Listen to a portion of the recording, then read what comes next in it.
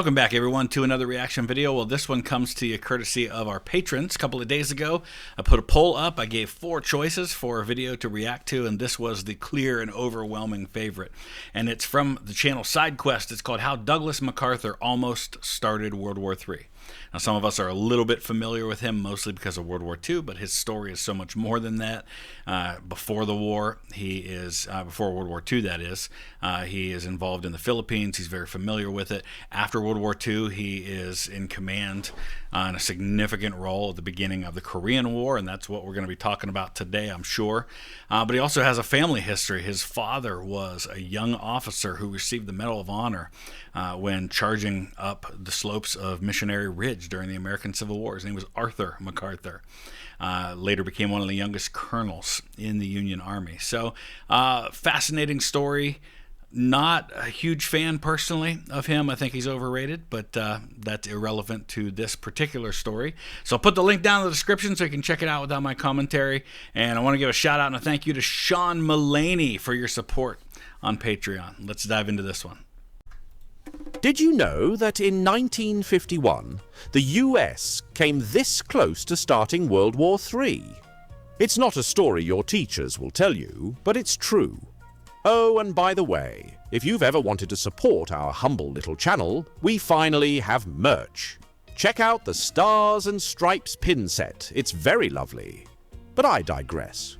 So I'll just start this out by saying that obviously when we're talking about a topic about something that didn't happen, but almost did or could have, there's a degree of speculation involved, right? So let's say, for example, as we're going to get into this, that we had used nuclear weapons. By that point in 1951, you're dealing with H-bombs, which are significantly, way more powerful than the bombs that were dropped on Hiroshima and Nagasaki.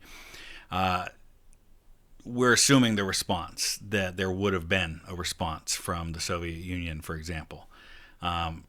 So we don't know for sure. We're just kind of thinking what would have been the next step. We don't know. Here is the man who almost dragged America into nuclear war. Douglas MacArthur, arguably the most controversial US general of the 20th century. In case you don't know him, a fact which would totally bewilder him, Douglas MacArthur was one of America's most decorated military leaders. He was a strong, yet paradoxical figure. Yeah, and I have some questions. Listen, I'm not a military person, never served, have infinite respect for those of you who have. So I realize that I'm kind of stepping out a little bit when I make a judgment call like this about someone who was clearly someone who was a committed military leader and has a resume, right? But I've got questions about his Medal of Honor. I don't know the details of all the other medals that he earned, but I feel like that one was a little bit political. He came from an influential family, a sort of military aristocrat, destined from birth for the armed forces. He went to the most elite army school in America and, of course, graduated at the top of his class. He rose rapidly through the ranks during the First World War, earning 7 Silver Stars, 2 Purple Hearts, and a bunch of other awards. Yeah, listen, he was a brigadier general, commanded a brigade in the Rainbow Division, the 42nd Division, during the First World War. Definitely, was on the ground in combat. Actually has a moment, I believe, during the San Miguel offensive where he and then Colonel George, maybe Lieutenant Colonel George S. Patton encounter each other on the battlefield, which is so fascinating to me. Both domestic and foreign. By 1919, he was occupying Germany, and in the years between the 2 world wars, he rose to become the US Army Chief of Staff. Yet, despite his elite background and his position at the very top of the US military, he breathed an aura of populism and presented himself as a bastion against the corrupt Washington establishment. He had an almost Trumpian ego and built himself a cult of personality in the military, 100%. Which of course led to frequent clashes with his superiors. It should therefore come as no surprise that MacArthur's later career saw him commanding places as far away from the US as possible, like the Philippines during World War II. When the Japanese Empire conquered the Philippines, MacArthur swore that he would return, And when he did return victoriously, the whole of America celebrated him as a national hero. He was very good at the PR stuff. He knew how to give the right phrase at the right time. He knew how to use the media. Obviously, he is heavily involved in the occupation of Japan after the war, and I think by and large handles a lot of that fairly well. MacArthur was the one who received Japan's surrender after the 2 atomic bombings, and it was he who oversaw America's occupation of the islands. His ego and grandeur grew over the next 4 years as he brought democracy to the islands, instituted Japan's new constitution, and basically reshaped Japan to his liking. Now here's the thing. He talked earlier about how MacArthur had been kind of at a distance, right? I mean, today we're a very connected world, but in the 1940s, it's not that way. And so we're talking about somebody who's literally on the other side of the planet from Washington, D.C. He's about as far away from the people who are over him as you can possibly get. And what that does is that it's very easy, especially in somebody who's already got an ego, to make them feel like they're kind of on their own and can do what they want, because there's not really anybody that's there that's in charge of them. So yeah, I can understand why this already inflated ego would start to think, you know what, I can kind of just run the show. I'm the man, and there's not really anybody that can tell me otherwise. During this time, MacArthur was also in charge of South Korea, though he didn't pay it much attention. So this is one of those examples similar to what you have in Germany, where in the aftermath of World War II, Germany is divided into 4 occupation zones. So you have what became East Germany was the Soviet occupation zone. Bavaria was the American occupation zone. You had the French, and then the British had the northwest of Germany. And the similar thing's happening here. And this is why you end up with communist North Korea and a relatively democratic, South Korea, because of occupation zones. Korea, as we all know, was divided along the 38th parallel when Japan surrendered, with communists in the north and ostensible Democrats in the south. I love how he also said, like, ostensible, like, because listen, I mean, yes, democracy because they were on the side of democracy, but it was very much a dictatorship there too. This division was supposed to be temporary, but like many Cold War arrangements, it turned into a permanent crisis. Yep. Much like Communist China and Taiwan, which we covered in another SideQuest. In any case, Kim Il-sung decided to take matters into his And yes, this is the same family that still runs North Korea today. own hands, Kim being the family name. and to unify the Korean peninsula by force. And so, in June 1950, North Korea invaded the South, with weapons generously provided by Mao and Stalin. By the So time you've got China. This is think of how Vietnam goes, right? You have the North being supported by communist forces, the South being supported by the United States and other forces. Same thing's happening here in Korea, only a decade or more earlier, where you are going to end up eventually with not only military assistance from China and the Soviet Union, but actual troops on the ground by the Chinese. General MacArthur had drank his morning coffee, the North Koreans were well on their way to Seoul. The South Korean army was badly outnumbered and lacked planes and tanks, so it began collapsing within days. In the eyes of the Americans, this was very much looking like the first steps towards World War III. And contemplate the timing of this. This is only 5 years after the end of World War II. A lot of people talk about Patton saying, we should have kept the army over there in 1945 and gone after the Soviets, all that kind of stuff.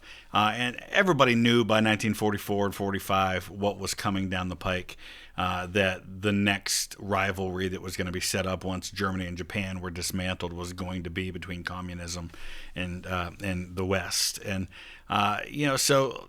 Yeah, I can't even imagine how, these families that had sent young men to die in World War II, now the younger brothers of those men who died are having to go to war again. Lest we forget, just within the last year, the Soviet Union had tested its first nuclear bomb, and Mao had completed the communist takeover of mainland China. So we're not dealing with, hundreds and hundreds of nuclear weapons on each side that can just annihilate the world at this point. President Truman pushed for an emergency session of the United Nations, and within 2 weeks, an American expeditionary force was assembled to save South Korea. And it says American Expeditionary Force, but it was always referred to as the United Nations, which is actually a term that was quite often used to describe the Allies in World War II. You watch a lot of the newsreels from 1944, 1945, they refer to them as the United Nations. By this point, the UN is set up, and it has its official force over there. So this was a UN force that was defending South Korea. The man entrusted to lead this force was, of course, General MacArthur. He took up this position with great enthusiasm and saw it as a call from destiny to finally wage proper war on communism. Unfortunately for him, by the time America's forces could actually be mustered, South Korea had almost entirely been conquered. Yeah. Only a sliver of territory in the southeast remained. It's crazy how this war goes boom, and you have almost the annihilation of conquest of all the territory in the south, and then you have the reverse happen where they go far into the north, and then it settles back into roughly where it started. The so-called Busan perimeter. For MacArthur, the war seemed over before it had even begun, and so a radical strategy was needed. Against the advice of almost everyone else in the US military, MacArthur planned a daring naval invasion deep behind enemy lines to cut off the North Koreans. The plan was bold and had a very high risk of going wrong, which is exactly why the North Koreans didn't expect it and why it worked. The Americans cut off the North Korean army's supply lines and routed it in short order. And if you're MacArthur, this validates that you're a military genius who knows this region, who knows how to fight, and that's only going to embolden you to be even more aggressive. Pushing it out of South Korea entirely in mere weeks. MacArthur was praised as a genius and was awarded another bunch of medals. At this point, MacArthur did what any other military genius would do. He pushed his luck. MacArthur did push his luck pretty soon after his successful invasion. Rather than stopping at the former border, as was the operation's original goal, he pushed deeper into North Korea to... He's like, why stop there? But, of course, when you escalate, and as we see later on in the Cold War, escalation comes at a price, because then the other side thinks they need to escalate. And MacArthur, for whatever you think of his military capacity, he's not Eisenhower when it comes to his diplomatic skill, let's say. Reunify the peninsula under the South. President Truman and the Joint Chiefs of Staff were worried that China would intervene, but MacArthur's popularity outweighed their concerns. When intelligence came in that 400,000 Chinese troops were amassing in Manchuria... And let me tell you what, my great-uncle, Uncle Paul Mallory, was in the headquarters company of the 15th Infantry Regiment, 3rd Infantry Division. He was in Korea, and he described the terror of seeing the human wave attacks by Chinese troops. Just massive numbers of soldiers. And that was brought on in part by MacArthur pushing this the way he did against orders. MacArthur brushed it off as a bluff by Mao. In his eyes, the Chinese were a weak army, so even if they did intervene, they'd just be slaughtered. And they'd also be giving him a convenient excuse to expand the war into China. When China did attack, supposedly with a volunteer army... You've got a general, and again, we're talking about he's so distant that he just feels like he can do what he wants. We're trying to contain this. We don't want there to be a war. We just had a world war that killed tens of millions of people, and now you are dealing with a situation where you're potentially inviting a war with the most populous nation on earth at the time in China, which is a brand new communist country, along with the Soviet Union. I mean, that is just not a bear you want to be poking. So that it wouldn't really be a war, MacArthur got a big, fat reality check. In just over 2 months, the Americans were pushed back to the 38th parallel, with thousands dying in the retreat. By this point, President Truman was looking for a diplomatic way out of the conflict, which was becoming increasingly unpopular back home. He was also deathly afraid of the Soviet Union joining the party. MacArthur was furious and was pushing for the opposite: more forces and escalation against China. Initially, he proposed dropping nuclear bombs in Manchuria to create an impassable radioactive belt between China and Korea.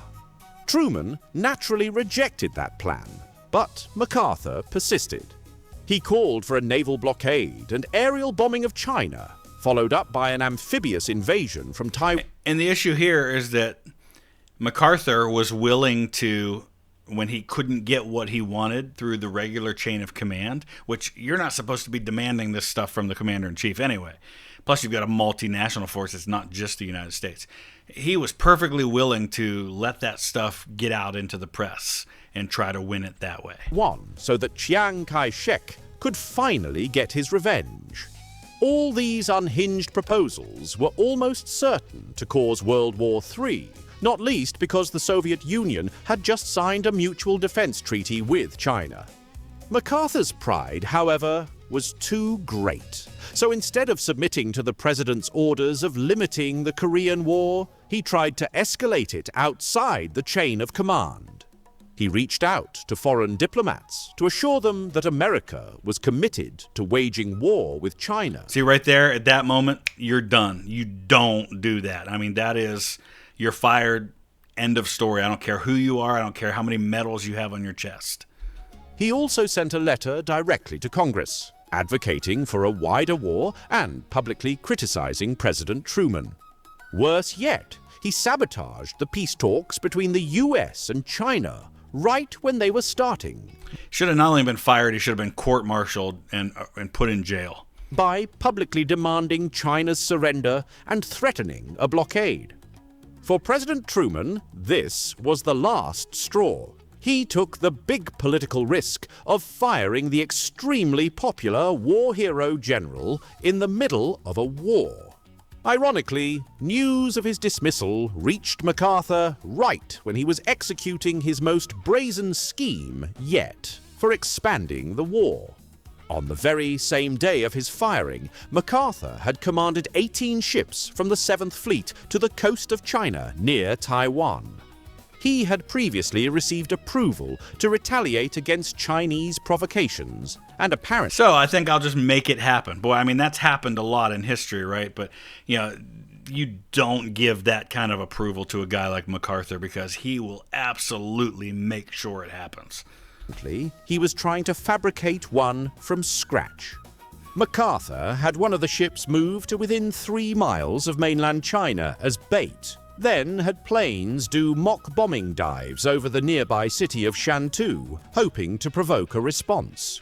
The Chinese did respond by surrounding the lone American ship in a tense standoff that lasted 5 hours. Luckily, nobody was trigger happy, and no shots were fired. How many times in history have we had incidences like this where it did result in catastrophe? This time it didn't, thankfully. Escalation was averted.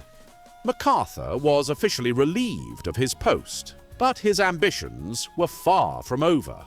He returned to US soil for the first time in over a decade and was greeted as a war hero with triumphant fanfare. In Washington, D.C., he drew 250,000 people along Pennsylvania Avenue as he made his way towards the Capitol with Air Force jets racing above. And remember, 1952 is a presidential election year, so the minute he's out of a job, he's looking for the next one. Reporters at the time noted the surreal fear they felt that if MacArthur had tried to seize the White House, he may very well have succeeded with the crowd's support. Wouldn't have put it past him. Thankfully, he didn't try to take power by force. And by the 1952 election next year, his name had faded from the headlines. President Truman, however, never recovered politically from firing MacArthur, and in 1952, he didn't even try to run for re-election. Now, he had served almost 2 full terms, because he becomes vice president in January of 1945 and becomes president a couple of months later. So he served almost all of FDR's 4th term.